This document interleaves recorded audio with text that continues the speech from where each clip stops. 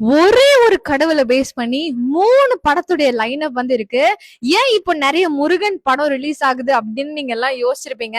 Actually Tamil முருகனா இருக்கட்டும், என்டிஆர் உடைய God of வாரா இருக்கட்டும், அப்கமிங் எஸ்கே உடைய சேயோனா இருக்கட்டும், இது எல்லாமே வந்து காட் முருகனை பேஸ் பண்ணி தான் இருக்கு. ஆக்சுவலி என்ன அப்படின்னா, குறிப்பிட்ட வருஷத்துக்கு முன்னாடி கடவுள் பேஸ் பண்ணி மூவி பாத்தீங்கன்னா அந்த அளவுக்கு வர்றது கிடையாது.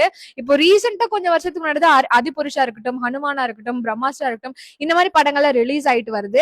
ஆக்சுவலி பாத்தீங்க அப்படின்னா, இப்போ நம்ம ஜூனியர் என்டிஆர் நடிக்கக்கூடிய அந்த காட் ஆஃப் வார் படத்தை கம்ப்ளீட்டா அவங்களே வந்து அவங்களுடைய ஸ்கிரிப்ட் வைஸ் படி போயிட்டு இருக்காங்க.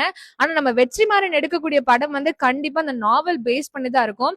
ஆக்சுவலி அவங்களுடைய வாழ்வியல், அவங்களுடைய லைஃப் ஜர்னி, அதை பத்தி ரியலிஸ்டிக்கா தான் அவர் எடுக்க போறாரு அப்படின்றது நல்லாவே தெரியுது. எனக்கு தெரிஞ்சு இந்த படத்துல அந்த அளவுக்கான ஃபேண்டசி எலிமெண்ட் இருக்காது அப்படின்னு தான் தோணுது. ஆனா ஜூனியர் என்டிஆர் நடிக்கக்கூடிய காட் ஆஃப் வார் வந்து கண்டிப்பா இஷ்டத்துக்கு அவங்க வந்து குக் பண்ற அப்படின்னு சொல்லிட்டு இஷ்டத்துக்கு அவங்க ஸ்கிரிப்டை மாத்தி அவங்க வரலாறு மாத்தி நிறைய விஷயங்கள் பண்ண போறாங்க அப்படின்னு தான் எனக்கு தோணுது.